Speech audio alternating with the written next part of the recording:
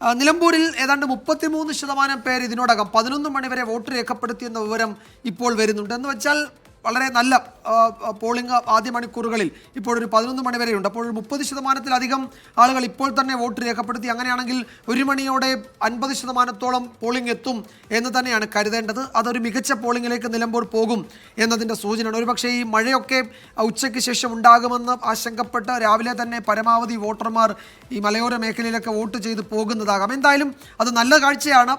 50%-ഓളം ആളുകൾ 1 മണിക്ക് തന്നെ വോട്ട് രേഖപ്പെടുത്താൻ എത്തി എന്ന് ഏകദേശം അതിലേക്കാണ് നീങ്ങുന്നതെങ്കിൽ ഉറപ്പായും അത് ഒരു നല്ല കാഴ്ച തന്നെയാണ്. ഇത് നമ്മൾ വീണ്ടും നിലമ്പൂരിലേക്ക് പോവുകയാണ്. മിഥില ബാലൻ ചുങ്കത്തറയിൽ ഉണ്ട്.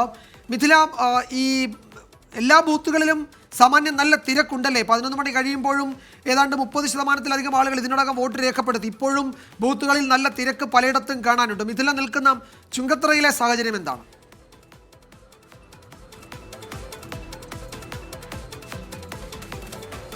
വിജയകുമാർ, ചുങ്കത്തറ പഞ്ചായത്തിലെ 2ാം വാർഡായ കുറുമ്പലങ്ങോടാണ് ഞാനുള്ളത്. കുറച്ചുകൂടി പറയുകയാണെങ്കിൽ ഉള്ള ഏരിയയാണ്.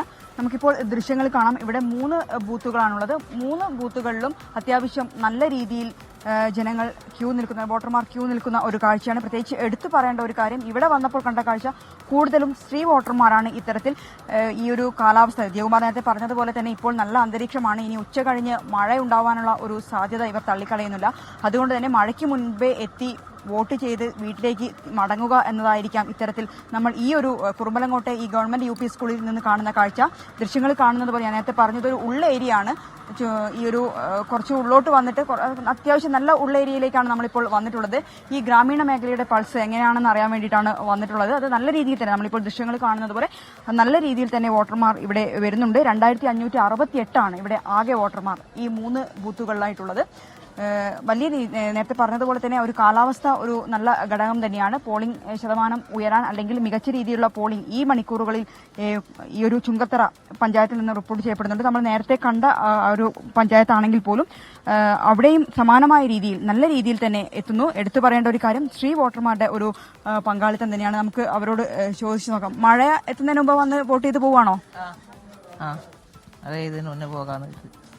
വീട്ടിലത്തെ പണിയൊക്കെ തീർത്തിട്ട് വരാം? അല്ല, ഇല്ലാത്ത ആളാ. അപ്പൊ നേരത്തെ പോകുന്നതേ ഉള്ളൂ. മഴേനെ പേടിച്ചിട്ട്. അതെ, അത് തന്നെയാണ് ഇവർക്ക് പറയാനുള്ളത്. ഇപ്പൊ അത്യാവശ്യം നല്ല വെയിലുണ്ട്. അതുകൊണ്ട് തന്നെ ഈ നല്ല കാലാവസ്ഥയിൽ വന്ന് അതായത് വോട്ടവകാശം രേഖപ്പെടുത്തി തിരിച്ചു പോകുന്നു. വിജയകുമാർ. യെസ്, ഇതില ചുങ്കത്തറയിൽ നിന്നാണ്. അതൊരു ഗ്രാമീണ മേഖലയാണ്. ആ പഞ്ചായത്തിലെ തന്നെ ഒരു ഗ്രാമീണ മേഖലയിലെ നഗരങ്ങളിൽ നിന്നൊക്കെ മാറി നിൽക്കുന്ന ഒരു ഗ്രാമപ്രദേശമാണ്. അവിടുത്തെ പോളിംഗ് ബൂത്തിലും ഇപ്പോൾ നല്ല തിരക്കുണ്ട്. ഏതാണ്ട് 33% ആളുകൾ ഇതിനോടകം വോട്ട് രേഖപ്പെടുത്തിയിട്ടുണ്ട്. 33.04 ഇപ്പോഴത്തെ ശതമാനം. നഗരസഭയിലും നഗര വ്യത്യാസമില്ലാതെ എല്ലായിടത്തും 30%-ലധികം ആളുകൾ ഇതിനോടകം വോട്ട് രേഖപ്പെടുത്തി. ചുങ്കത്തറയിൽ ഒരു രാഷ്ട്രീയ ബലാബലം, ശാക്തിക ബലാബലം, അവിശ്വാസം UDF ഭരണ